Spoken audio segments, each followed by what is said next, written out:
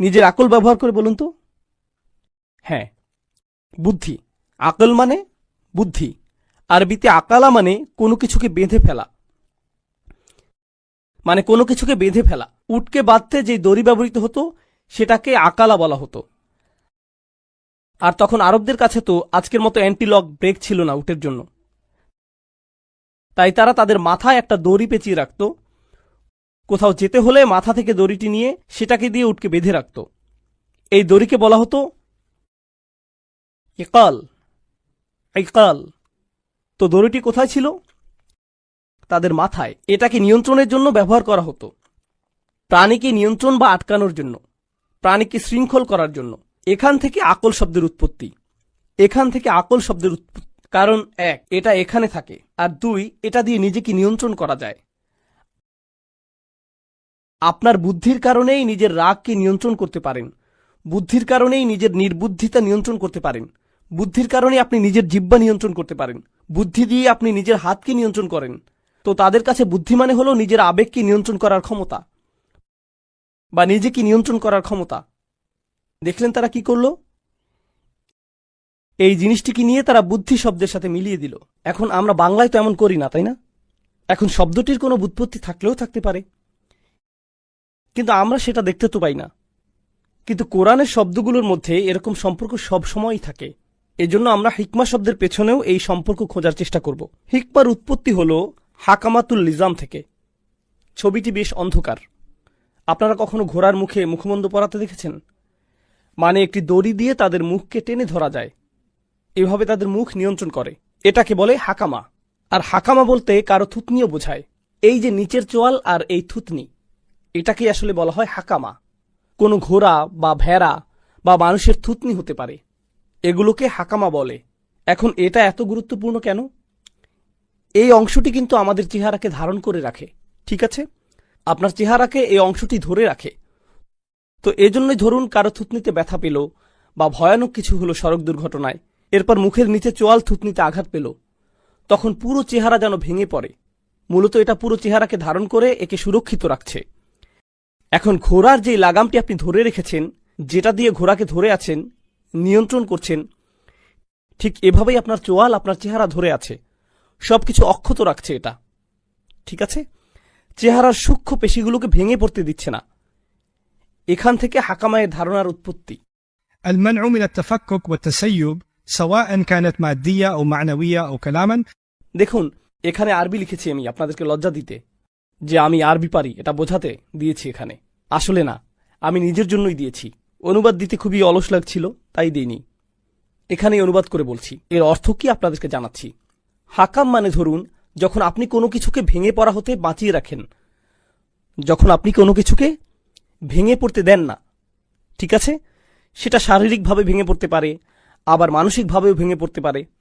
মানে আপনি এমনভাবে কথা বলছেন যে আপনার যুক্তি ভেঙে পড়ছে না, তখন মূলত আপনি যুক্তিতে হিকমা ব্যবহার করছেন।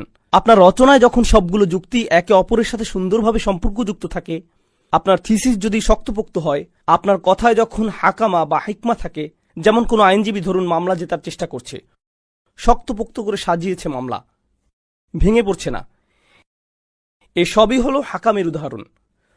কখনো কখনো আপনাদের ক্লাস প্রেজেন্টেশন থাকে। অনেক ইউনিভার্সিটির শিক্ষার্থী আছে এখানে, জীবনে তাদের আর কোনো উদ্দেশ্যই নেই রেজাল্ট ছাড়া।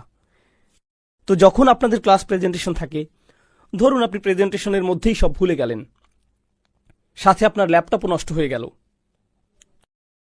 হয় না এমন? অনেকের আবার স্মৃতিও দুর্বল। আমার তো ওই দিন মনে পড়ছে, আর অসমোসিস, অসমোসিস হলো যাতে মোসিস আছে। And এর মানে হলো সব ভেঙে পড়ছে। আপনার কাজ তাই আল্লাহকে খুশি করা। আপনি যদি এখনই মারা যান, তাহলে যেন আল্লাহর সামনে দাঁড়িয়ে পূর্ণ চেতনা নিয়ে বলতে পারেন, হে আল্লাহ, আমি কারো অধিকার কম দেইনি, আমি কারো প্রতি অবিচার করিনি। আমি জানি তারা সবাই হয়তো এমনটা মনে করে না, কিন্তু তুমি আর আমি জানি আমি কতটুকু করেছি বা করিনি। সুতরাং অন্যকে খুশি করা নিয়ে দুশ্চিন্তা করবেন না। কুরআন বাবা মায়ের অধিকার খুবই গুরুত্ব দিয়েছে। ইব্রাহিম আলাইহিস সালাম কি তার বাড়ি ছেড়ে চলে যাননি? হ্যাঁ, গিয়েছেন। তিনি সেখানে থেকে যেতে পারতেন, আর তাকে মারধর করা চালিয়ে যাওয়া হতো। অনেক সাহাবীদেরকেই খুব কঠিন অবস্থার সম্মুখীন হতে হয়েছিল, যেমন সাদ ইবনে আবি ওয়াক্কাস রাদিয়াল্লাহু তাআলা আনহু। তার মা বলেছিলেন, আমি না খেয়ে মরে যাব, কারণ তুমি মুসলিম হয়েছো। আমি ইসলামকে ঘৃণা করি, আমি তোমার মুসলিম হওয়া মেনে নিতে পারবো না। অথচ তার মা একাকী তাকে লালন পালন করেছিলেন। মাকে কিছু না খেতে দেখে তার নিজেরই খুব খারাপ লাগছিল, কিন্তু তিনি ইসলাম ত্যাগ করতে পারেননি। অনেক সময় মানসিক অত্যাচার শারীরিক নির্যাতনের চেয়েও অনেক বেশি কাঁদায়, আর সেই মানুষগুলো আমাদের বেশি কষ্ট দেয় যারা আমাদের বেশি আপন। শারীরিক নির্যাতনের ক্ষেত্রে চিহ্নগুলো আমরা দেখতে পারি, কিন্তু মানসিক অত্যাচার চিহ্নিত করা কঠিন। আমার আজকের আলোচনার বিষয় দুটি। এক, নিজের দিকে ভালোভাবে তাকিয়ে দেখুন আপনি নিজে দোষী কিনা, আপনি অবিচার করছেন কিনা। দুই, নাকি আপনার উপরই কোনো অবিচার করা হচ্ছে। আপনার উপর অনেক বিষয় নির্ভর করে। যদি আপনার প্রতি অন্যায় চলতে থাকে, তাহলে একসময় আপনি ভেঙে পড়বেন, নিজের দায়িত্বগুলো ঠিকমতো পালন করতে পারবেন না। সুতরাং অন্যকে খুশি করা নিয়ে দুশ্চিন্তা করবেন না। মানুষকে সন্তুষ্ট করা এমন এক গর্ত খোঁড়ার মতো যার কাজের কোনো শেষ নেই। আপনার কাজ তাই আল্লাহকে খুশি করা। আপনি যদি এখনই মারা যান, তাহলে যেন আল্লাহর সামনে দাঁড়িয়ে পূর্ণ চেতনা নিয়ে বলতে পারেন, হে আল্লাহ, আমি কারো অধিকার কম দেইনি, আমি কারো প্রতি অবিচার করিনি। আমি জানি তারা সবাই হয়তো এমনটা মনে করে না, কিন্তু তুমি আর আমি জানি আমি কতটুকু করেছি বা করিনি। এটাই ইহসান। ইহসান হলো আত্মসচেতনতা। আপনি যদি অন্য মানুষের স্ট্যান্ডার্ড অনুযায়ী চলতে যান, তাহলে আপনি যাই করেন না কেন আপনার 12টা বেজে যাবে। আমাদের মা বাবারা হয়তো এমন পরিবেশে বড় হয়েছেন যে আপনি হয়তো কোনো হাসপাতালে কার্ডিয়াক সার্জারির হেড, বা আপনি হয়তো আপনার ভাই বোনদের মধ্যে সবচেয়ে ভালো, কিন্তু তাও তারা বলবে, তোমার কাছ থেকে আমি আরো বেশি আশা করেছিলাম। বাকি সবাই আপনার তারিফ করে, কিন্তু তারা বলবে, তুমি এমন কেন, তুমি আমাকে হতাশ করলে। কোনো কিছুই যথেষ্ট হবে না, এটাও ঠিক আছে। তারা হয়তো ভাবে যে আপনি যথাযথ ভালো হতে পারেননি। আপনার স্ত্রীও এমনটা ভাবতে পারেন। তিনি হয়তো আপনাকে ছোট করে কথা বলেন, এমন ভাবে কথা বলেন যেন আপনি কোনো আবর্জনা। সন্তানেরা হয়তো আপনাকে কষ্ট দেয়, আমি জানি না, কিন্তু একটা কথা মনে রাখবেন, আল্লাহর সাথে আপনাকে সৎ থাকতে হবে। আপনি যাতে বলতে পারেন, আমি আমার দায়িত্ব ঠিকমতো পূরণ করেছি, আমি কারোর সাথে অন্যায় করিনি। এটাই হলো ওয়া আবুদুল্লাহ ওয়ালা তুশরিকু বিহি শাইআন ওয়া বিল ওয়ালিদাইনি ইহসানা। এটুক ঠিক করে চলাই একটা বড় কাজ। এরপর তারা যাই বলুক, সেই ভার আল্লাহর কাছে, সেটা আল্লাহ আপনার উপর চাপিয়ে দেননি। এরপর আসে নিকটাত্মীয়দের কথা, তাদের দিকেও খেয়াল রাখতে হবে। প্রতিবেশীর অধিকার, তাদের দিকে খেয়াল রাখতে হবে। প্রতিবেশীর অধিকার, নিকটাত্মীয়দের কথা, তাদের দিকেও খেয়াল রাখতে হবে। অনেক আলেমরা বলেন আপনার বন্ধুরাও এই আওতায় পড়ে, বিশেষ করে যেসব বন্ধু আপনার বাসার কাছে থাকে, তাদের কিছু প্রয়োজন কিনা সেদিকে খেয়াল রাখা।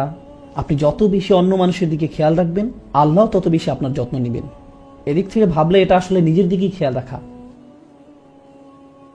আপনি যদি নিজ থেকে এগিয়ে অন্যের খবর নেন, তাদের সাহায্য করেন, আল্লাহ তাহলে আপনাকে অনেক সমস্যা মিটিয়ে দেবেন।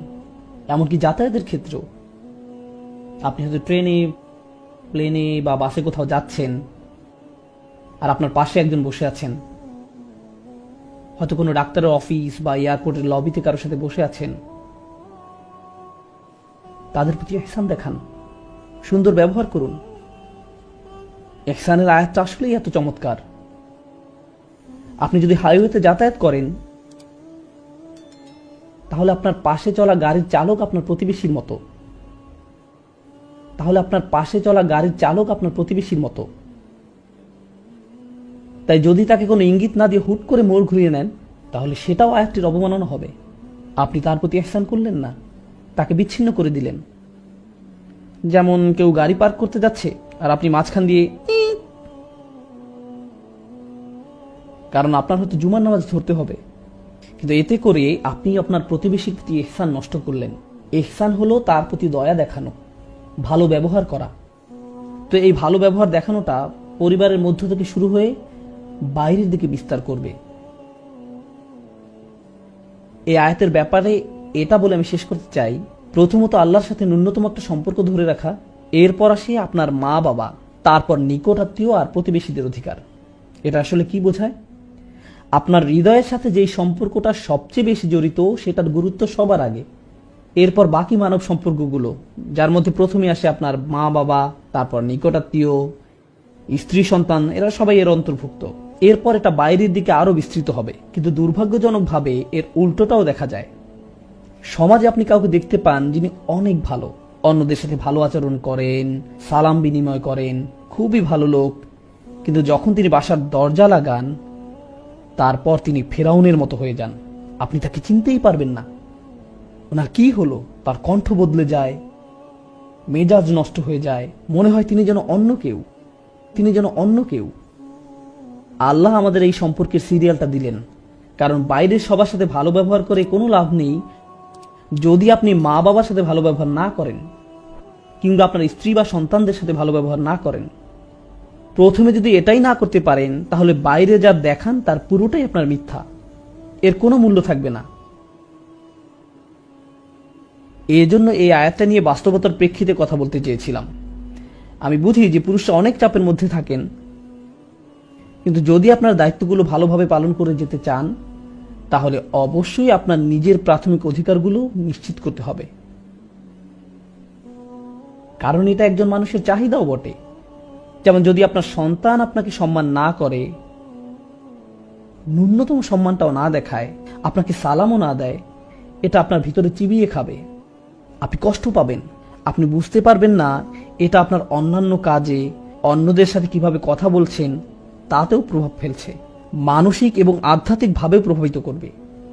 তাই এই সম্পর্কগুলোর যত্ন নিন, অন্যের প্রতি দায়িত্ব পালনের দিকে খেয়াল রাখুন, তার পাশাপাশি নিজের অধিকারগুলো চাইতে শিখুন। কিন্তু সতর্ক থাকবেন যেন কোনো ক্ষেত্রে সীমা লঙ্ঘন না হয়ে যায়। আল্লাহ যেন আমাদেরকে ভারসাম্যপূর্ণ মানুষ বানিয়ে দেন। বারাকাল্লাহু লি ওয়া লাকুম। আসসালামু আলাইকুম ওয়া রাহমাতুল্লাহ। আমি আপনাদের সাথে কথা বলতে যাচ্ছি মুসলিম তরুণদের মাঝে একটা সংস্কৃতি নিয়ে, যারা কোনো ধর্মীয় পথের ভিতর দিয়ে যাচ্ছে, বিশেষ করে পশ্চিমা সমাজে। অনেক সময় মুসলিম তরুণরা যে জীবনযাপন করে তাকে বলা যেতে পারে, মনে করুন, পার্টিং, ঠিক আছে? এবং তারপর জীবনে কোনো এক সময় তারা বিশেষ উপলব্ধির মুখোমুখি হয় এবং দিনের পথে চলতে শুরু করে। এমন প্রচুর ভাই বোন আছে যার জীবনে কোনো এক সময় পরিবর্তিত হয় এবং তারপর ধীরে ধীরে তারা আরো ধার্মিক হয়ে ওঠে। কিন্তু তারপর যা হয় তা হচ্ছে, যখন সময়ের সাথে সাথে তারা আরো ধার্মিক হয়ে ওঠে, তারা অনেক বেশি কড়া হয়ে যায়, খুবই উৎসাহী হয়ে পড়ে, আবেগপ্রবণ হয়ে পড়ে এবং নিজেদের জন্য নিজেরাই কোনো শিক্ষক খুঁজে নেয়। সেই শিক্ষক হচ্ছে কখনো কোনো মানুষ, কখনো কোনো সিরিজ লেকচার, কখনো কোনো ওয়েবসাইট, কখনো কোনো ব্লগ, কখনো অপরিচিত কোনো নাম। কিন্তু সেটা যাই হোক না কেন, তারা নিজেদের জন্য একটা জ্ঞানের উৎস খুঁজে নেয়, যেটাকে তারা সঠিক বলে মনে করে। এর প্রতি তারা খুবই অনুরক্ত হয়ে পড়ে এবং আস্তে আস্তে যা ঘটতে শুরু করে তা হচ্ছে তারা খুব কঠোর, খুব অনমনীয় হয়ে ওঠে। তারা লক্ষ্য করতে শুরু করে যে তাদের চারপাশে মানুষরা ঠিক তাদের মতো না। তারা যাকে শিক্ষক মানে, তার চারপাশে মানুষরা তাকে শিক্ষক মানে না। তারা যেভাবে দিনকে বোঝে অন্যরা সেভাবে বোঝে না। তাই প্রথমে যা হয় তা হচ্ছে তারা তাদের চারপাশের, বিশেষ করে তাদের পরিবারের মানুষদের ব্যাপারে হতাশ হতে শুরু করে। মুসলিম তরুণটি ভালো দিকে পরিবর্তন হতে শুরু করলে সবার আগে যাদের প্রতি হতাশ হয় তাহলে তার পরিবার। কেন তোমরা বোঝো না? এটাই দিন পালনের সঠিক পথ। এবং এমন আরো অনেক সংঘর্ষের সৃষ্টি হয়। আপনি যদি মুসলিম হন এবং আপনার পরিবার যদি অমুসলিম হয় তাহলে তা আরো বেড়ে যায়। কিন্তু মুসলিম পরিবারের মাঝে থেকেও যদি আপনি দিনকে নতুন করে আবিষ্কার করেন তাহলেও এমন সমস্যার সম্মুখীন হতে হয়। এরকম সমস্যা শুধু যে পরিবারের মাঝে সীমাবদ্ধ থাকে তা নয়, বরং বন্ধু মহলেও বিস্তার ঘটে। অনেক সময় এমন হয় যে আপনার দীর্ঘদিনের বন্ধু, কিন্তু সে কোনো ধর্মীয় পথের ভিতর দিয়ে যাচ্ছে না, বা হয়তো সে যাচ্ছে কিন্তু পথটা ঠিক আপনার মতো না, আপনার দিনের বুঝ হয়তো তার মতো না, অথবা কিছু বিষয় হয়তো তারা আপনার মতো এতটা কঠোর না, এবং এটা আপনার পক্ষে মেনে নেওয়া খুব কষ্টকর হয়ে যাচ্ছে। আপনি তখন তাদের প্রশ্ন মানে জর্জরিত করে তোলেন। যখন আপনি এমন মানুষদের সংস্পর্শে আসেন যারা দিনকে আপনার মতো করে দেখে না, তখন এটাকে কেন্দ্র করে আপনি তাদের বুঝিয়ে দেন যে তারা ভুল আর আপনি ঠিক। এভাবেই তাদের দিন পালন করা উচিত এবং এছাড়া কোনো পথ নেই, ইত্যাদি ইত্যাদি। এমন এক ধরনের আচরণ গড়ে ওঠে বিশেষ করে তরুণদের মাঝে। এমন আচরণের পেছনে অনেক কারণ রয়েছে। তরুণরা তরুণীটি নিজে মনে করে যে সে যা করছে তা হচ্ছে আমর বিল মারুফ ওয়া নাহই আনিল মুনকার। তারা মনে করে যে তারা ভালো কাজে আদেশ দিচ্ছে এবং মন্দ কাজে নিষেধ করছে। তারা তো তাদের ভাই বোনদেরকে হাদিস বা কোরআনের আয়াতই বলছে, ভালো কাজই তো করছে, এটাই তো তাদের করা উচিত। এমন কথাই তাদের মাথায় থাকে। তারা যা বুঝতে পারে না তা হচ্ছে এখানে আরো একটা ব্যাপার ঘটছে, অন্য আরো কিছু ঘটছে। দিনের পথে আসার আগে আপনি হয়তো বন্ধু মহলের মনোযোগের কেন্দ্রবিন্দু ছিলেন, আপনি গুন্ডা মাস্তান যাই ছিলেন না কেন সকলের মধ্যমণি হয়ে থাকতেন। যখন আপনি ধর্মের পথে আসলেন তখন আপনাকে ঘিরে আর সেটা রইল না, কিন্তু আপনার তখন এমন কিছু একটা চাই। অন্যদের উপর নিজের আধিপত্য দেখানোর জন্য আপনার ভেতরে এক ধরনের জেদ কাজ করে। আপনার মনে হয় যে আমি মানুষকে দেখাতে চাই কোনো না কোনো ভাবে আমি তোমাদের চেয়ে সেরা। এবং এই ঘুরপথে চলতে গিয়ে বেশিরভাগ সময় নিজের অজান্তেই অধিকাংশ সময় তারা মানুষকে যে ধর্মীয় মতামত প্রদান করে তার মাধ্যমে তারা নিজেদের শ্রেষ্ঠত্ব দেখাতে চায়। তারা মানুষের কাছে প্রমাণ করে দিতে চায় যে অন্যরা আসলে ধর্মটা ঠিকমতো জানে না, আমি ধর্ম সম্পর্কে ঠিকমতো জানি। আসো তোমাকে বলি কোনটা সঠিক, আসো তোমাকে আয়াতটা শিখাই, তোমাকে হাদিসটা শিখাই, তুমি জানো না এটা এভাবে না ওভাবে। মানে ধর্ম নিজেই আপনার ইগো প্রকাশের মাধ্যম হয়ে ওঠে। এমন ঘটনা খুবই দুঃখজনক, কারণ ধর্ম নাজিল হয়েছিল যেন আমরা নিজেদের বিনয়ী করে তুলি, কিন্তু এখন আমরা সেই একই ধর্ম ব্যবহার করছি নিজেদের অহংকার প্রকাশ করতে, দাম্ভিকতা প্রকাশ করতে। তবে এটা এমন নয় যে শুধু আমাদের তরুণদের মাঝেই ঘটে থাকে, বরং বড়দের মাঝেও হয়। আপনারা ইবলিসের কথা জানেন, সে কিসে আল্লাহর অবাধ্য হয়েছিল? সে সিজদা করতে রাজি হয়নি। আদম আলাইহিস সালামকে আল্লাহ কি কাজ দিতে যাচ্ছিলেন, কেমন উচ্চ বেতন তিনি পেতে যাচ্ছিলেন, আদম আলাইহিস সালাম কি পদোন্নতি পেতে যাচ্ছিলেন, যেটা দেখে ইবলিস বলে উঠেছিল না না না না আমি এই কাজের জন্য বেশি উপযুক্ত। কি ছিল সেই কাজ? আল্লাহ তাআলা কি উদ্দেশ্যে মানুষ সৃষ্টি করেছিলেন? ইবাদতের উদ্দেশ্যে, ঠিক। এবং আদম আলাইহিস সালামকে বলা হয়েছিল ইন্নী জাইলুন ফিল আরদি খলিফা। আল্লাহ ওনাকে কোথায় ন্যস্ত করেছিলেন? পৃথিবীতে। এবং এটা কি ছিল? আল্লাহর কাজ করার দায়িত্ব। এটা একটা ধর্মীয় উপাধি। আরো সহজভাবে যদি বলি, আদম আলাইহিস সালামকে ধর্মীয় সম্মাননা দেওয়া হয়েছিল, দুনিয়াবী সম্মান না। উনাকে কোনো উচ্চ বেতন বা বিলাস বাড়ি দেওয়া হয়নি, ওনাকে ধর্মীয় মর্যাদা দেওয়া হয়েছিল। তাই আপনি যদি এই বিষয়টা নিয়ে ভাবেন তাহলে কিছুটা অবাক হবেন। ইবলিস এক ধর্মীয় মর্যাদার কারণে আদম আলাইহিস সালামকে হিংসা করেছিল, তার ইগো প্রকাশ পেয়ে গিয়েছিল, কারণ সে মনে করেছিল আল্লাহর দ্বীনের কাজ করার জন্য আদমের চেয়ে সে বেশি যোগ্য, দ্বীনের কাজ করার জন্য আমি বেশি যোগ্য। এবং এই অহংকার প্রকাশ পেয়ে যায় যখন কেউ দাবি করে যে মসজিদের সভাপতি হওয়ার জন্য আমি বেশি উপযুক্ত, সভাপতি পদের জন্য আমি বেশি উপযুক্ত। তাকে কেন বেছে নেওয়া হলো? কেন তাকে এই কাজ দেওয়া হলো? কেন আমাকে নেওয়া হলো না? এটা একটা ধর্মীয় কাজ। সভাপতি হলে আপনাকে টাকা দেওয়া হবে না, মসজিদ পরিচালনার জন্য তো আপনাকে নতুন গাড়ি দেওয়া হবে না, কিন্তু তারপরও আমেরিকা জুড়ে আমরা দেখতে পাই কিসের জন্য মানুষ জান দিয়ে লড়ে যাচ্ছে? ধর্মীয় খেতাবের জন্য। মসজিদ পরিচালনা কে থাকবে? কার কথা শোনা হবে? কিন্তু কেন? এই রোগের সূচনা কোথায় হয়েছিল? সেই কাহিনী যথেষ্ট পুরানো। এই রোগের ভাইরাস ইবলিসের থেকে শুরু হয়েছিল। সে ওই ধর্মীয় কর্তৃত্ব চেয়েছিল। মূল বিষয় হচ্ছে এটা এক প্রকার অসুখ, এবং এটা যদি কারো মাঝে থাকে তাহলে তার সেটা অতি সত্বর চিহ্নিত হওয়া উচিত। যখন আপনার মনে হয় ভাগ্যিস আমি ছিলাম, না থাকলে এই মানুষদের একদম বিপদে চলে যেতে হতো, এদের সঠিক পথ দেখানোর জন্য অন্তত আমি আছি, যদি এটা আপনার মনোভাব হয়, আপনি ভয়ঙ্কর সমস্যা আক্রান্ত। সত্যি আপনি ভীষণ সমস্যা আছেন, কারণ আপনি ভাবছেন এই দিন কার উপর নির্ভর করে? আপনার উপর। দিনের আমাদেরকে প্রয়োজন নেই। আল্লাহর দিনকে আমাদের প্রয়োজন, কিন্তু আল্লাহর দিনের আমাদেরকে প্রয়োজন নেই। আল্লাহু গানিয়ুল হামিদ। আল্লাহ সুবহানাহু ওয়া তাআলা সমস্ত প্রয়োজন থেকে মুক্ত, তার আমাদেরকে প্রয়োজন নেই। আমাদের নিজেদের আরো বিনয় হওয়া দরকার। আমি এতক্ষণ ধর্মীয় দৃষ্টিকোণ থেকে ইগোর কথা বলছিলাম, কিন্তু পরিবারের মাঝেও দেখা যায় যে আমরা বলছি আমি মারা গেলে এই পরিবার দেখাশোনা কে করবে, কে বিল পরিশোধ করবে, আমি না করলে কে এসব করবে, এমন ভাবনা আপনার মনে আসে, ঠিক। কিন্তু আপনারা জানেন আমাদের মৃত্যু কবে হবে সেটা নির্ধারণ করা আছে। কিন্তু আপনি যতই ভাবুন না কেন যে আমার এত টাকা জমাতে হবে বা অত টাকা জমাতে হবে, আমাকে প্রমোশন পেতে হবে বা ইত্যাদি, আপনি চিন্তা করেন আপনাকে কি কি করতে হবে। কিন্তু যদি আল্লাহ তাআলা ঠিক করেন যে আপনি আজ রাতে মারা যাবেন, তাহলে যা নির্ধারিত তাই হবে। এবং আমি চলে যাওয়ার পর আমার সন্তান, আমার স্ত্রী, আমার স্বামী, যেই হোক না কেন, আল্লাহ তাআলা ইতিমধ্যেই তাদের দেখাশোনা করছেন। এটা কখনোই ভাবা উচিত না যে আমি তাদের দেখাশোনা করছিলাম, আল্লাহ তাআলা তাদের খেয়াল রাখছিলেন। আমি নিজেকে ভোলাচ্ছিলাম এই ভেবে যে সবকিছু আমার উপর নির্ভর করে। কোনো কিছু আমার উপর নির্ভর করে না। কারো ভালো করার ক্ষমতা আমার নেই, সকল ক্ষমতা আল্লাহর। যেহেতু ইগোই মূল সমস্যা, ইগো কোত্থেকে আসে? আপনার মধ্যে ইগো তখনই জন্মায় যখন আপনি সত্যিকার অর্থে আল্লাহর মহত্বকে মূল্যায়ন করতে ব্যর্থ হন, যখন আপনি আল্লাহকে সমাদর করতে জানেন না, তখন আপনি আল্লাহকে প্রশংসা করার স্থানে নিজের ব্যাপারে উচ্চ ধারণা পোষণ করেন। এখান থেকেই অহংকারের শুরু। সমস্যাটার গোড়া এখানেই। সুতরাং ইনশাআল্লাহ প্রথমে যে বিষয়টা আমি বলতে চাই তা হলো, সেসব মানুষ যারা ধর্মের লেবাস পরে থাকে, তারা দেখতে ধার্মিক, তাদের কথাবার্তা ধার্মিক, তাদের জ্ঞান আছে। আল্লাহ তাআলা যেন আমাদেরকে এইসব হতে রক্ষা করেন। এটা খুবই ভয়াবহ সমস্যা। এদেরকে যে মানুষটা দাঁড়িয়ে তার চেয়ে বেশি প্র্যাকটিসিং মনে হয়। অনেক বোনদের, যেসব বোনরা হিজাব পালন করে না, তাদের চেয়ে বেশি আল্লাহ ভীরু মনে হতে পারে। তাদেরকে বাইরে থেকে দেখতে খুবই ভালো লাগে, কিন্তু তাদের মধ্যে ইগো আছে। আপনার ভিতরে অন্যের সামনে নিজেকে মহান রূপে উপস্থাপন করার তাড়না আছে। আপনার মনে হয় যে আপনি বেশি ধার্মিক, আপনি বেশি যোগ্য, আপনি অন্যদের থেকে ভালো অবস্থানে আছেন। আর আপনি যদি মনের ভিতরে আরেকজন মুসলিমকে ছোট করে দেখেন, তার অবস্থা যেমন হোক না কেন, আপনি যদি এটা করেন, তাহলে আপনার হৃদয়ে যে জিনিসটা বাসা বেঁধেছে তা হলো কিবর, অহংকার।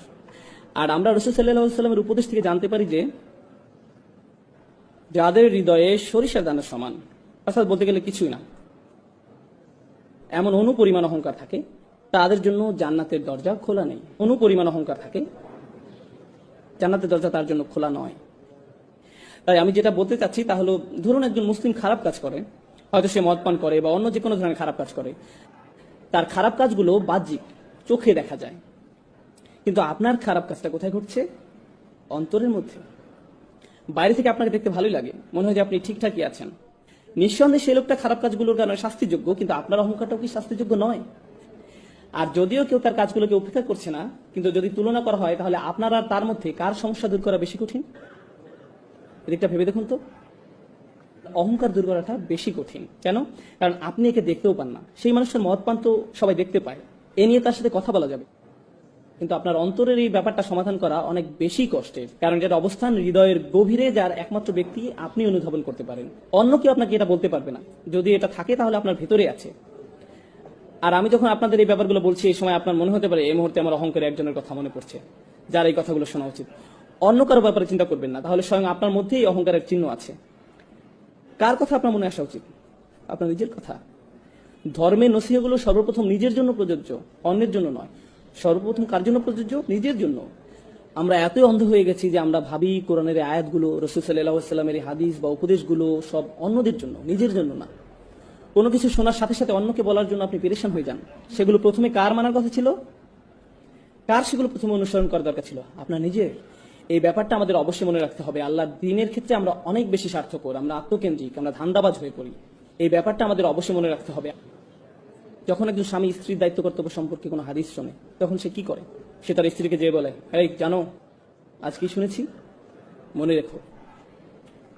এমনকি পিতামাতাও তাদের সন্তানদের সাথে কোন একটা শোনায়, অবিল ওয়ালিদাইনি ইহসানা, তোমার পিতামাতার সাথে সদ্ব্যবহার করো। এটাকে আত্মসেবা হয়ে যায় না? আমরা কি এখানে নিজের সেবা করতে এসেছি নাকি আল্লাহর দ্বীন পালন করতে এসেছি? এটা পুরো দৃষ্টিভঙ্গি বদলে দেয়। এটা সম্পূর্ণ ভিন্ন দৃষ্টিভঙ্গি। তো এটি প্রথম সমস্যা যা আমি আপনাদের সামনে তুলে ধরতে চেয়েছিলাম। ইগো, যাকে বলে আপনি উপলব্ধি করতে পারেন, আর কেউ আপনার জন্য তা করতে পারবে না। যদি আপনার অন্তরের মধ্যে ইগো থাকে, তাহলে বাইরে থেকে যতই ভালো দেখাক না কেন, তার কি মূল্য থাকবে? কারণ আপনার হৃদয়টাই সুস্থ নেই। আর আল্লাহ বলেন, ইল্লামান আতাল্লাহু বিকলবিন সালিম, কিন্তু একমাত্র তারা ব্যতীত যারা সুস্থ অন্তর নিয়ে আল্লাহর কাছে আসবে। তাই আমাদের ভিতরের এই ইগোটাকে ঠিক করতে হবে। দ্বিতীয় পয়েন্টে যাওয়ার আগে আমি আপনাদের কিছু টিপস বলি কিভাবে বুঝবেন যে আপনার মধ্যে ইগো আছে। যদি কেউ আপনাকে কোনো বিষয়ে শুধরে দেয় আর আপনি খুবই অপমানিত বোধ করেন, আপনার যদি মনে হয় তুমি কিভাবে আমাকে এটা বলতে পারো, নিজেকে কি মনে করো, তার কি এমন যোগ্যতা আছে যে আমার ভুল ধরিয়ে দেয়? এটা যদি আপনার প্রথম প্রতিক্রিয়া হয়, তবে আপনার মধ্যে ইগো সমস্যা আছে। সেই লোকটা যদি ভুলও হয়ে থাকে, তার হয়তো সেটা বলা উচিত হয়নি, তারপরও আপনার প্রাথমিক প্রতিক্রিয়া এমন হবে না যে সে কে এটা আমাকে বলা, বরং আপনার প্রতিক্রিয়া হবে, হয়তো এই মন্তব্যের মধ্যে দিয়ে আল্লাহ আমার নিজের কোনো অনুচিত কাজের দিকে মনোযোগ দিতে বলছেন। আচ্ছা, এটা যদি 100% সত্য নয়, কিন্তু তার কথার মধ্যে সামান্য অংশ কি সত্য? এর মাঝে কি 1% সত্য, 0.5% সঠিক? তার কথার মধ্যে যতটুকু সত্য ততটুকুই আমি গ্রহণ করি। আমার নিজেকে বাঁচাতে হবে। সে কে আমাকে এগুলো বলার? নিজের মধ্যে এমন মানসিকতা গড়ে তুলবেন না। বাজে কথার মধ্যে থেকেও ভালোটুকু বের করে আনুন, আর বাকিটা বাদ দিন। যদি আপনার ভিতরে সব আলোচনা অংশ নেওয়ার তাড়না কাজ করে, যদি আপনার মনে হয় যে আলোচনার মধ্যে যে কোনো ভাবেই নিজের মতামত শোনাতেই হবে, আলোচনা শেষে আপনার মত গ্রহণ না করা হলে যদি আপনি খুবই অপমানিত বোধ করেন, হয়তো আপনি একটা মত দিয়েছেন, অন্যজন আরেকটা মত দিয়েছে, আর শেষে তার মতটাই গ্রহণ করা হয়েছে, আর তখন আপনি রাগান্বিত হয়ে সেখান থেকে চলে গেলেন, তাহলে আপনার ইগো প্রবলেম আছে। বিশেষ করে ধর্ম সম্পর্কিত কোনো ব্যাপারে হতে পারে, কোনো মসজিদে বসে কয়েকজন আলোচনা করছে যে তাদের কি করা উচিত এই ব্যাপারে, সেখানে আপনি আপনার মতামত দিলেন, সাথে অন্যরাও দিল, আর এই আলোচনা আল্লাহ সন্তুষ্টির জন্যই হচ্ছে, তাই না? আপনি মসজিদ বিষয়ে অথবা অন্য কোনো ব্যাপারে যে মতামতটা দিলেন সেটা কাকে খুশি করার জন্য? আল্লাহকে খুশি করার জন্য। আপনি তো সেটা নিজের জন্য দেননি। দেখা যাক আমার মতে প্রাধান্য পায় কিনা, এটা তো আপনার লক্ষ্য ছিল না। আর যদি সেজন্যই দিয়ে থাকেন তাহলে আপনার চিন্তার মধ্যে সমস্যা আছে। তো আপনি যদি প্রকৃতপক্ষে আল্লাহর সন্তুষ্টির জন্য কোনো বিষয়ে আন্তরিক মতামত দেন, তাহলে ইতিমধ্যে কি আপনার পক্ষে সব লেখা হয়নি? আল্লাহ সন্তুষ্টির জন্য কোনো বিষয়ে আন্তরিক মত দেন, তাহলে কি আপনার জন্য সব পেয়ে গেলেন না? হ্যাঁ, আল্লাহ আপনাকে আপনার প্রাপ্য পুরস্কার দেবেন। তাই লোকের আপনার মতামত গ্রহণ করুক আর না করুক, আপনি ইতিমধ্যে সব পেয়ে গেছেন। তাই লোকের আপনার মতামত গ্রহণ করুক আর না করুক, সেটা আপনার কাছে কোনো গুরুত্বপূর্ণ ব্যাপার নয়। কারণ আপনি যে জিনিসটা চেয়েছিলেন তা তো আপনি পেয়ে গেছেন। কিন্তু আপনার নিয়ত যদি আল্লাহ সন্তুষ্ট অর্জন না হয়ে নিজের মতামতের প্রাধান্য হয়, তাহলে আপনি বলবেন, না, আমি আমার মত দিয়েছি যাতে এটাই প্রধান মত হয়, আর সেটা না হওয়াতে আমি অপমানিত বোধ করছি। এভাবে নিজেকে সহজেই যাচাই করা যেতে পারে। অন্যকে আপনার ইগো চেক করতে পারবে না। যদি আপনি কষ্ট পান তাহলে নিজেকে নিজে প্রশ্ন করুন। এই ব্যাপারগুলো চর্চা করা অনেকটাই কঠিন, তারপর আমাদের নিজেদেরকে যাচাই করা চালিয়ে যেতে হবে। সুতরাং প্রথম সমস্যাটা হলো ইগো, যাদেরকে বাইরে থেকে ধার্মিক মনে হয় কিন্তু ভেতরে নিজেদের অন্য থেকে বড় করে উপস্থাপন করার ধারণা কাজ করে। দ্বিতীয় সমস্যাটাও অনেকটা একই ধরনের। বাইরে থেকে ধার্মিক মনে হয়, বেশ ভালো লাগে, জ্ঞানী মনে হয়, মুখে ভালো কথাও বলে, ভালো পোশাক পরে, সবকিছুই চমৎকার। তাকে দেখে যে কেউ বলবে, এই ভাইটা আসলে অসাধারণ একজন মানুষ। কিন্তু ভেতর ভিতরে কি হয় জানেন? প্রথম ক্ষেত্রে নিজের মধ্যে ইগো জন্ম নেয়, আর দ্বিতীয় সমস্যা হলো হৃদয় কঠিন হয়ে পড়ে। তখন আল্লাহর কথা আপনাকে আর নাড়া দেয় না, কুরআন শুনেও আপনি কিছু অনুভব করেন না। অনেক দিন হয়ে গেছে আপনি সালাতে দাঁড়িয়ে কাঁদেন না, আপনার হৃদয়ে কোনো অনুভূতি ছুঁয়ে যায় না। আপনি নিয়মিত এগুলো শুনছেন, কিন্তু আপনার সবসময় মনে হয়, আমি তো এগুলো আগে থেকেই জানি, আমার এসব শুনে লাভ নেই, এগুলো তো আমি অনেক আগেই শুনেছি, আমি জানি এরপর কি বলবেন। সালাতে দাঁড়িয়ে আপনি ভাবতে থাকেন, ইমাম সাহেবের তেলাওয়াত আরো শুদ্ধ হতে পারতো, তার কলকলাটা আরো ভালো হতে পারতো, তিনি মতটা যথেষ্ট লম্বা করেননি, গুন্নাটা, এসবই আপনার সালাতের মাঝে হচ্ছে। এটা কিসের লক্ষ্য জানেন? আপনার তাজবিদ ভালো, কিন্তু হৃদয় কঠিন। আল্লাহর কালামও কি আপনাকে নাড়া দেওয়ার জন্য যথেষ্ট নয়? সেগুলো শুনেও কি আপনার হৃদয় বিগলিত হয় না? আপনি কেবল সেগুলোকে অবচেতন মনেই শুনে যান। একদিকে আপনার ইলম বৃদ্ধি পাচ্ছে, লোকজনের সামনে আপনাকে খুবই ধার্মিক বলে মনে হচ্ছে, কিন্তু যে সময় একা থাকেন, যখন আর কেউ আপনাকে দেখতে পায় না, তখন আপনার ভিতরে খারাপ সত্তাটা বেরিয়ে আসে, যার কিছু আলাদা আচরণ আছে, যে কিছু গোপন কাজ করে, আপনি কখনো কল্পনাই করতে পারবেন না যে সে এরকম খারাপ কাজ করতে পারে। তার স্বাভাবিক চলাফেরা দেখে, মানুষের সাথে তার আচরণ দেখে আপনি ধারণাই করতে পারবেন না যে তারা নির্জনে এরূপ, কিন্তু তারা নির্জনে একদম ভিন্ন এক মানুষের রূপ নেয়, যাকে দেখে আপনিও চিনতে পারবেন না। তো সেই মানুষের ভেতরে একটা দানব বাস করছে, তার কিছু বাজে সমস্যা আছে, কিন্তু তাকে বাহ্যিক দিক থেকে দেখে একজন মহান ব্যক্তি মনে হয়। কেউ আপনার এই সমস্যা দূর করতে পারবে না, কারণ তারা জানেও না যে আপনার মধ্যে এমন একটা সমস্যা বিরাজ করছে। তাই প্রথম সমস্যা হলো ইগো, দ্বিতীয় সমস্যা হলো কঠিন হৃদয়। আর দুটোই আত্মিক সমস্যা, দুটোই হৃদয়জনিত সমস্যা। আর এই সমস্যাগুলো কেবল একজনই শনাক্ত করতে পারে, কে সে? আপনি নিজে। ইনশাআল্লাহ শেষের দিকে যে এই সমস্যাগুলো দূর করার জন্য কিছু টিপস নিয়ে আলোচনা করব। আমি দ্বিতীয় পয়েন্টটা গুছিয়ে আনতে চাই, হৃদয় কঠিন হয়ে পড়ার ব্যাপারে। আল্লাহ তাআলা বলেন, যে একটা আমি শুরুতে তিলাওয়াত করেছিলাম সূরা হাদীদ থেকে। আল্লাহ প্রথমে আহলে কিতাবদের সাথে পড়ে আমাদের সাথে কথা বলছেন। তিনি বলেন, আলাম ইয়ানিল্লাযিনা আমানু, মানুষদের মধ্যে যারা ইমানদার বলে নিজেদেরকে দাবি করে, আন তাকশা কুলুবুহুম লিযিকরিল্লাহ, তাদের জন্য আল্লাহর স্মরণে হৃদয় বিগলিত হওয়ার সময় আসেনি? তাদের হৃদয় সশ্রদ্ধ ভয়ে পূর্ণ হওয়া উচিত, তাদের হৃদয় হয়ে যাওয়া উচিত বিগলিত। যখন আপনার পেশি নরম আর দুর্বল হয়ে পড়ে, জানেন সেটা আসলে খুশ, তখন আপনাকে শক্তিহীন মনে হয়, আপনার মনে হয় কেউ আপনাকে বশীভূত করে ফেলেছে। আল্লাহ বলেছেন, তাদের হৃদয় আল্লাহর ভয়ে, তাঁর কথা স্মরণ করে বশীভূত হয়ে পড়া উচিত। যারা বিশ্বাসী তাদের জন্য কি আল্লাহ স্মরণে হৃদয় গলে যাওয়ার সময় আসেনি? ওমা নাযালা মিনাল হক, এবং যে সত্য অবতীর্ণ হয়েছে তার কারণে। কি সেটা? কি সত্য অবতীর্ণ হয়েছে? আল কোরআন। এরপরে আল্লাহ একে একে বলছেন, ওয়ালা ইয়াকুনু কাল্লাযীনা উতুল কিতাবা মিন ক্বাবল, তোমরা তাদের মতো হয়ো না যাদেরকে পূর্বে কিতাব দেওয়া হয়েছিল। ফাতালা আলাইহিমুল আমাদ, এরপর একটা বড় সময় অতিক্রান্ত হয়ে গেছে, তার মানে তারা এই কিতাব ধারণ করেছিল দীর্ঘ সময়ের জন্য। যখন তারা এভাবে কিতাব ধারণ করেছিল, আপনারা জানেন, যখন প্রথম ধর্মীয় অনুশাসন শুরু করেন তখন আপনি উত্তেজিত থাকেন, এই উত্তেজনা একসময় চলে যায়, যা থাকে তা হলো বহিরাবরণ। ফাকাসাদ কুলুবুহুম, এরপর যা ঘটে তা হলো অন্তর কঠিন হয়ে যায়। একটি দীর্ঘ সময় অতিক্রান্ত হওয়ার পর ধর্মীয় কার্য সম্পাদন একটা রুটিনে পরিণত হয়। এমন কিছু তারা করে যা শুধু করতে হয়, তারা এটা করছে কারণ এটা করতে তারা অভ্যস্ত। কিন্তু এটা আর এমন কিছু নয় যা তাদের হৃদয়কে আলোড়িত করে, তাদের হৃদয় কঠিন হয়ে গেছে। যখন আপনার অন্তর কঠিন হয়ে যায় তখন কলুষিত হওয়ার ভয় আপনার জন্য খুব বেশি।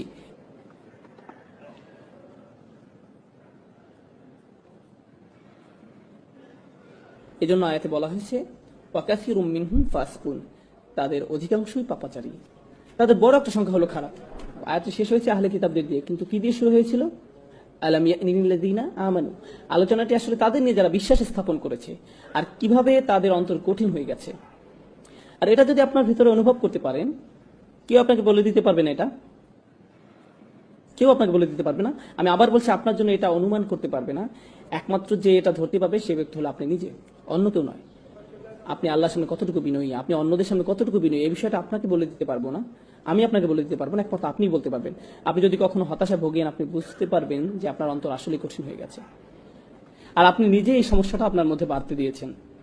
যখন কোনো ধর্মীয় ব্যক্তির উপস্থিতি খুবই ভীতিকর মনে হয়, কোনো দেখতে ধার্মিক লোক, তাকে দেখার সাথে সাথে আপনার মনে ভীতি তৈরি হয়, তাদের সাথে কথা বলতে আপনি আতঙ্কিত হন, তাদের আশপাশে যাওয়া আতঙ্কজনক হয় আপনার জন্য, আপনি আতঙ্কগ্রস্ত হয়ে পড়েন। অনেক সময় যেসব বোন হিজাব পরেন না, তারা হিজাব পরে একজনকে আসতে দেখলে তারা রাস্তা ক্রস করে অন্যদিকে চলে যান, ওই যে হিজাব পুলিশ আসছে, এবং সে নিশ্চয়ই আমাকে এমন কিছু বলবে যে আমার মন খারাপ করে দিবে। এখন একদিকে এটা ভয়ের কারণ, অন্যদিকে কখনো এটা সত্যি।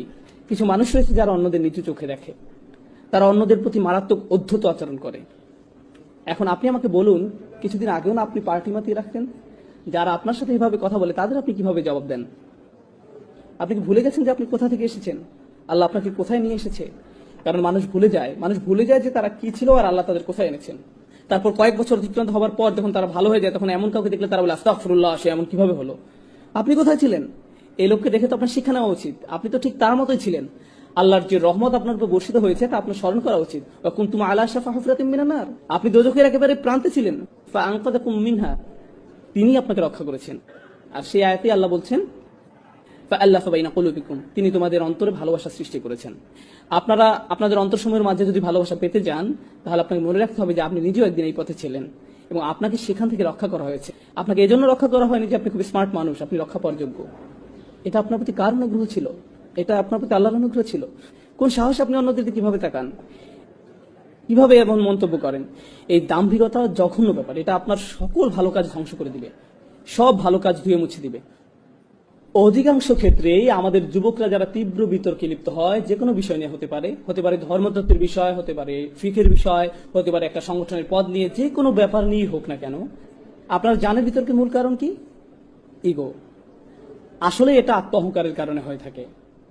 মানুষ স্কলারদের সম্পর্কে কথা বলে যেন তারা ক্রীড়াবিদকে নিয়ে কথা বলছে। ওই যে ওনার কথা আমার একদম পছন্দ হয় না, আমাকে মাফ করবেন, আপনি জানেন তিনি কত পরিশ্রম করেন আল্লাহর সন্তুষ্টির জন্য। যদি আপনি তার সাথে একমত না হন, প্রকৃত ব্যাপার হলো তিনি তার বাড়ি ত্যাগ করেছেন।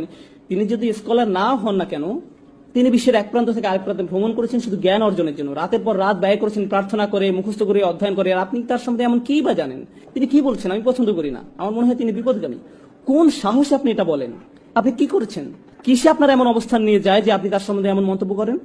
আপনি যে কোনো মুসলিমের সাথে দ্বিমত পোষণ করতে পারেন, আপনার সাথে তার মতামত নাই মিলতে পারে, এক্ষেত্রে তাদের প্রতি আপনার প্রথম দৃষ্টিভঙ্গিটা কেমন হওয়া উচিত?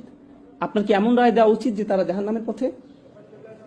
যদি আপনি সত্যিই তাদের ব্যাপারে উদ্বিগ্ন হয়ে থাকেন, সত্যিই তাদের ব্যাপার নিয়ে চিন্তিত হয়ে থাকেন, তাহলে তাদের এই সমস্যা নিয়ে আপনি অন্য কারোর সাথে কথা বলবেন না। আপনি কার সাথে কথা বলবেন? তাদের সাথেই কথা বলবেন। আপনি সরাসরি তাদের সাথেই কথা বলবেন যদি আপনার মাঝে আন্তরিকতা থেকে থাকে। তাহলে আপনি আপনার উৎকণ্ঠার কথা অন্য কারো কাছে বলবেন না। অন্যথায় আপনার মাঝে আন্তরিকতার অভাব পরিলক্ষিত হয়। এর ফলে বোঝা যায় যে আপনার মাঝে ইগো আছে। আপনার নিজ দলের প্রতি আপনি পক্ষপাতিত্ব দেখাচ্ছেন, নিজ মতের পক্ষে দাঁড়িয়েছেন, বা অন্য সম্পর্কে আপনি যা তা বলছেন। এটা অপরিপক্ক, এটা দাম্ভিকতা, আত্মহংকারমূলক। এটা তাই যদি আমাদের অবস্থা এই পর্যায়ে এসে পৌঁছে, তাহলে আমাদের মধ্যে প্রতিষেধক প্রয়োজন। সর্বপ্রথম প্রতিষেধক হলো আশা হারিয়ে যায়নি। সুবহানাল্লাহ। পরবর্তী আয়াতে আল্লাহ চমৎকার করে বলছেন, ইয়ালামু, তোমরা জেনে রাখো, আন্নাল্লাহা ইউহিল আরদা বা'দা মাউতিহা, অবশ্যই আল্লাহ ভূভাগকে তার মৃত্যুর পর পুনরুজ্জীবিত করেন। পূর্ববর্তী আয়াতে আল্লাহ অন্তরসমূহ সম্পর্কে কথা বলেছিলেন, আর এখন তিনি কি বিষয়ে কথা বলছেন? ভূপৃষ্ঠকে জীবন দেওয়া সম্পর্কে। আল্লাহ আপনাদের বলছেন যে যেভাবে আল্লাহ পৃথিবী পৃষ্ঠকে জীবন দান করতে পারেন মৃত্যুর পরে, ঠিক সেভাবে আল্লাহ আপনার অন্তরকেও জীবন দান করতে পারেন। আপনার অন্তর পুনরায় কোমল হতে পারে। আমরা অলৌকিক নিদর্শনাবলী প্রকাশ করেছি যাতে তোমরা বুঝতে পারো। বুঝতে পেরেছেন? আপনার জন্য আশা রয়েছে, আপনি আপনার অন্তরকে পরিষ্কার করে নিতে পারেন, এটা সম্ভব। আল্লাহ যদি শুষ্ক জমিনে প্রাণের সঞ্চার করতে পারেন, তিনি আপনার অন্তরকেও পুনরায় জীবিত করতে পারেন। এখন চিকিৎসার ব্যাপারে আলোচনা করা যাক। এই চিকিৎসা কি? আপনি আপনার ইগো সমস্যার সমাধান কিভাবে করবেন? প্রথম যে বড় বিষয়টি আপনার অন্তর পরিষ্কার করতে সহায়তা করবে তা হলো আল্লাহর স্মরণ। প্রথমে এই বিষয়টি আপনাকে আয়ত্ত করতে হবে। কত ঘন ঘন আপনি আল্লাহকে স্মরণ করেন। আল্লাহকে স্মরণ করা মানে শুধু এইসব কথা বলা নয় যে সুবহানাল্লাহ, আলহামদুলিল্লাহ, আল্লাহু আকবার, লা ইলাহা ইল্লাল্লাহ, এগুলো উচ্চারণ করাই নয়। নিশ্চয়ই এগুলো খুবই গুরুত্বপূর্ণ জিকির, যা আমরা রাসূল সাল্লাল্লাহু আলাইহি ওয়াসাল্লামের সুন্নাহ থেকে জানতে পারি। কিন্তু এই জিকিরগুলো যদি চিন্তাহীন হয়, আপনি যদি এগুলোর অর্থ বা মহত্ব না বুঝেন, এগুলো নিয়ে চিন্তা ভাবনা না করেন, তাহলে এটা জিকির নয়। এতে শুধুমাত্র মুখস্থটা আরেকবার রিভিশন দেওয়া হয়। আলহামদুলিল্লাহ অর্থ হলো সকল কৃতিত্ব, সুনাম, প্রশংসা আল্লাহর জন্য। আল্লাহকে সবকিছুর জন্য প্রশংসা করতে হবে এবং ধন্যবাদ দিতে হবে। ধরুন কখনো আপনার একটা খারাপ দিন গেল, আপনি কি বলবেন? আলহামদুলিল্লাহ। আমি শুধু আল্লাহকে ধন্যবাদ দিই না, তার প্রশংসাও করি। যাই এখন ঘটছে তা অবশ্যই ভালো, এবং এটা এত ভালো যে আমি এর জন্য তার কৃতজ্ঞতা প্রকাশ করি। আর আমি শুধু তার কৃতজ্ঞতা প্রকাশ করি না, আমি তার প্রশংসাও করি। কি দারুণ কাজ তিনি করেছেন। আপনি সমস্যায় পড়া সত্ত্বেও বলেন আলহামদুলিল্লাহ। যখন আপনি এর অর্থ বুঝে বলবেন, তখন এটা অন্য কিছু। এখন আপনি আসলেই আল্লাহকে স্মরণ করছেন। আল্লাহর এই প্রশংসা, আল্লাহকে কৃতিত্ব দিয়ে আপনাকে আপনার নিজ সম্পর্কে শিক্ষা দেয়। কি শিক্ষা দেয়? যখনই কোনো ভালো কাজ আপনি মনে করেন যে আপনি করেছেন, আপনার কি করা উচিত? আলহামদুলিল্লাহ বলা উচিত। আপনি আসলে কাকেই কাজের কৃতিত্ব দিচ্ছেন? আল্লাহকে। আপনি কোনো বক্তব্য দেওয়ার পর হয়তো কেউ এসে আপনাকে বলে, ভাই দারুণ বক্তব্য দিলেন, আপনি হেসে বলেন আলহামদুলিল্লাহ, আমি জানি ভালো হয়েছে। তাহলে এই আলহামদুলিল্লাহ আসলে আলহামদুলিল্লাহ নয়। এভাবে বলার মাধ্যমে আপনি আপনার নিজের প্রশংসাই করলেন। প্রশংসা পেলে কিভাবে অস্বস্তিতে পড়তে হয় আপনাকে তা শিখতে হবে। প্রশংসা আপনার মাঝে যেন বিনয় নিয়ে আসে। আল্লাহকে কৃতিত্ব দেওয়ার ক্ষেত্রে আপনাকে দ্রুত হতে হবে এবং একই সাথে নিজেকে বিনম্র করতে হবে। ভাই আপনি জানেন না, আপনার এভাবে বলা ঠিক নয়। আমি আসলে কিরকম তা আমি জানি না, আল্লাহ জানেন, শুধুই আল্লাহ জানেন। আপনার প্রশংসা আমার দরকার নেই, আমার দরকার আপনার দোয়া। আমি চাই না আপনি প্রশংসা করুন, বরং আমি খুবই ভালো এটা আপনি আমাকে বলার দরকার নেই। না, আমি আপনার কাছ থেকে এটা শুনতেও চাই না। এটা আসলে আমাকে সাহায্য করে না, এটা আমার ক্ষতি করে। কারণ কেউ যখন আমার প্রশংসা করে, তখন এটা আমার মাঝে কি জাগিয়ে তোলে? আমার ইগো। আর এটা মানুষের জীবনের সবচেয়ে ভয়ঙ্কর সমস্যা। তাই কেউ অন্য কারো প্রশংসা করার মাধ্যমে তার উপকার করছে না। আর নম্রতা সম্পর্কে সে যে বিষয়টি আমি আপনাদের সাথে শেয়ার করতে চাই, সেটা হলো যখন কেউ আপনাকে বাজে কথা বলে বা আপনাকে অপমান করে, এটা আসলে আপনাকে বিনয়ী করতে সাহায্য করে। তারা হয়তো আপনার প্রতি একটা অনুগ্রহ করলো, তারা মনে করতে পারে যে তারা আপনাকে ছোট করতে পেরেছে, কিন্তু এটা হয়তো আল্লাহর তরফ থেকে আপনার জন্য একটা মেসেজ বা একটা উপহার। এর মাধ্যমে আল্লাহ আপনাকে নম্রতা উপহার দিলেন। এই জন্য ইবনে তাইমিয়া রাহমাতুল্লাহ আলাইহি বলতেন, যখন কেউ আমাকে কষ্ট দেয়, আমি মনে করি এটা আল্লাহর পক্ষ থেকে উপহার। তিনি আমাকে নম্রতা শিক্ষা দিচ্ছেন। সুবহানাল্লাহ। এটা একটা ব্যতিক্রম উদাহরণ। এরপর মানুষের উপকার করা শিখুন, শুধুমাত্র আল্লাহর সন্তুষ্টির জন্য। অনেক সময় কেউ কেউ সাধ্যের অতিরিক্ত করে ফেলে। ধার্মিকদের প্রতি এটাই আমার শেষ বক্তব্য, বিশেষ করে তরুণদের জন্য। তারা অনেক কর্মকাণ্ডে অংশ নেয়, তারা সংগঠনে অংশ নেয়, তারা দলে যোগদান করে, তারা মসজিদে যোগদান করে, তারা বিভিন্ন অনুষ্ঠানে যায়, তারা সবসময় কর্মঠ থাকে, তারা ডান বাম করতেই থাকে। এরপর কি ঘটে জানে? তারা ইচ্ছা শক্তি হারিয়ে ফেলে, তারা পুরোপুরি ক্লান্ত হয়ে যায়। যখন তারা পুরোপুরি ক্লান্ত হয়ে যায়, এরপর তারা কখনোই আগের অবস্থায় ফিরে আসতে পারেন। ভারসাম্য রাখুন, ধীরে ধীরে অগ্রসর হন। আপনাকে সপ্তাহের এক ছুটিতেই সব করে ফেলতে হবে না, অথবা গ্রীষ্মের ছুটিতেই সব করতে হবে এমন নয়, বরং ধীরে ধীরে অগ্রসর হন। ইনশাআল্লাহ আপনি গতি ধরে রাখতে পারবেন। এবং যখন আপনি শুধু আল্লাহর জন্যই কোনো কিছু করবেন এবং আপনি হতাশ হয়ে যান না, কোনো ফলাফল হচ্ছে না, এই জন্য উদাহরণ হিসাবে এই অনুষ্ঠানের কথা বলা যাক। আমাকে দাওয়াত দেওয়া হয়েছিল, আমি বলেছিলাম ঠিক আছে আমি রবিবার আসবো। শনিবার রাতে কেন নয়? কারণ তখন এখানে কেউ থাকবে না। জানেন আমার প্রথম মতামত কি ছিল? তো কি হয়েছে? আমি আপনাদের জন্য এখানে আসছি না। আমি কেন আসছি? আর বড় কোনো কারণ আছে। আপনারা আমাকে কিছু দিচ্ছেন না, কে দিচ্ছেন? আল্লাহ। ঠিক তাই এখানে একজন থাকুক, 100 জন থাকুক, আর কেউ না থাকুক, আমি কি আমার বিনিময়ে পাবো? যদি আমার নিয়ত ঠিক থাকে, আমি পেয়েছি। যদি আমার নিয়ত ঠিক থেকে থাকে। আপনি কেন এখানে এসেছেন? কারণ আপনার বন্ধু আপনাকে আসতে বলেছে, কারণ আপনাকে আসতে জোর করা হয়েছে, কারণ আপনার গাড়ি এখনো ছাড়ছে না, তাই আপনি এখানে আটকে গেছেন, এই জন্য?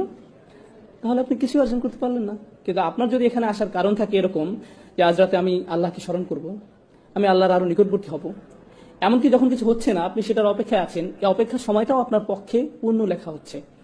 দৃষ্টিভঙ্গি পরিবর্তন করুন, নিয়তের পরিবর্তন করুন, ঠিক আছে? এটা আপনার জীবন ভর অনেক সাহায্য করবে। কারণ আপনি যখন কিছু করেন, যেমন প্রচারপত্র বিলি করছেন, মানুষকে প্রোগ্রামের দাওয়াত দিচ্ছেন, কিন্তু কেউ উপস্থিত হলো না, তখন আপনি মনে মনে কেউ কিছু শুনতে চায় না, কিন্তু আপনি হতাশে পড়বেন না। কারণ কেন? কারণ আপনি প্রচারপত্র বিলি করেছিলেন কি জন্য? কেন আপনি দাওয়াত দিয়েছিলেন? কোথায়, কার কাছে আপনার প্রত্যাশা? আপনার কাজ চেষ্টা করা, ফলাফল তার কাছে। আপনি এই ফলাফলের দায়িত্ব নন। আপনি যখন এটাকে আন্তরিকভাবে মেনে নিতে পারবেন, তখন জীবন অনেক সহজ হয়ে যাবে এবং আপনি নিজের প্রতি অনেক সন্তুষ্ট থাকবেন। আপনি হতাশ হয়ে পড়বেন না, কারণ সেখানে মাত্র অল্প কিছু মানুষ, তাদের সংখ্যা আরো বেশি হতে পারতো। হ্যাঁ, সেখানে আরো মানুষ থাকতে পারতো, কিন্তু সেটি আল্লাহ হাতে। আমি কি আমার দায়িত্বটুকু পালন করেছি? আমি কি যথেষ্ট চেষ্টা করেছি?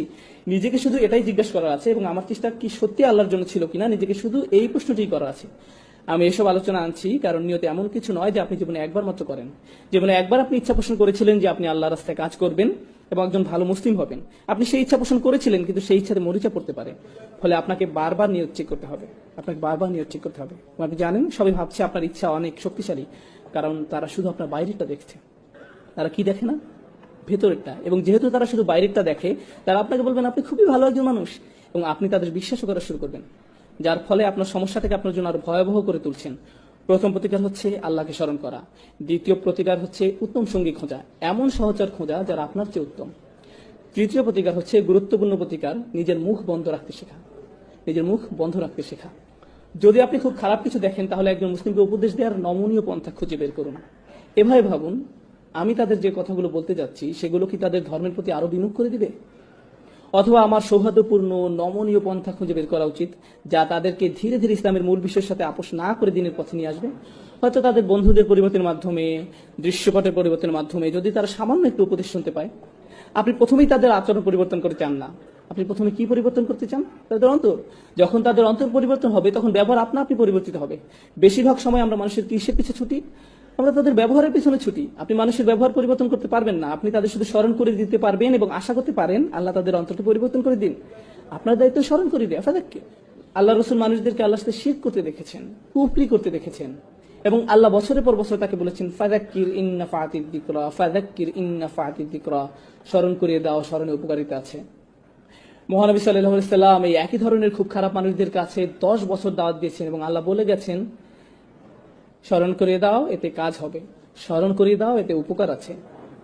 আপনি কাউকে স্মরণ করে দিলেন, এতে কোনো ফল পাওয়া যায় না। তখন আপনি বলেন আমি তাকে স্মরণ করে দিয়েছিলাম, সে পাত্তাই দেয়নি, তাকে স্মরণ করে দেওয়ার মাঝে কোনো উপকার নেই।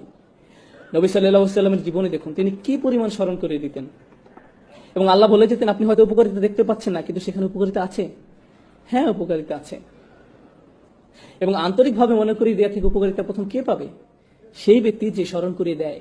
কে প্রথম উপকৃত হচ্ছে? আপনি, কারণ আপনি স্বীকার করে নিয়েছেন যে শব্দগুলো আপনার মুখ থেকে বের হচ্ছে, কিন্তু প্রভাব কোথা থেকে আসবে? আল্লাহ তাআলার পক্ষ থেকে। এবং যদি আপনার কথায় কাজ না হয়, তাহলে হয়তো কার মাঝে কিছু সমস্যা আছে, আপনার মাঝে। আপনার প্রথম প্রতিক্রিয়া এমন হওয়া উচিত নয় যে তার মাঝে কিছু সমস্যা আছে, সে আমার কথা শোনে না। এটি প্রথম প্রতিক্রিয়া হওয়া উচিত নয়।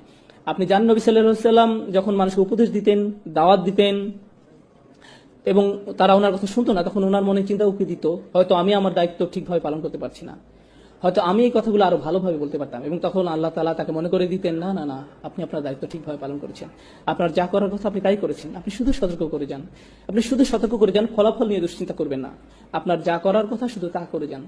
এই লাইনগুলোর সাথে শেষ যে আয়াতটি আমার মাথায় এসেছে, আমার এটি আপনাদের সাথে শেয়ার করা উচিত, কারণ এটি এই ইস্যুর জন্য গুরুত্বপূর্ণ। ইনশাআল্লাহ দুটি আয়াত, একটি সূরা শুরা, সূরা নম্বর 42, এবং আরেকটি আয়াত যেখানে নবী সাল্লাল্লাহু আলাইহি সাল্লামকে উপদেশ দেওয়া হয়েছিল, সূরা আলে ইমরান। তার মানে দুটি আয়াত।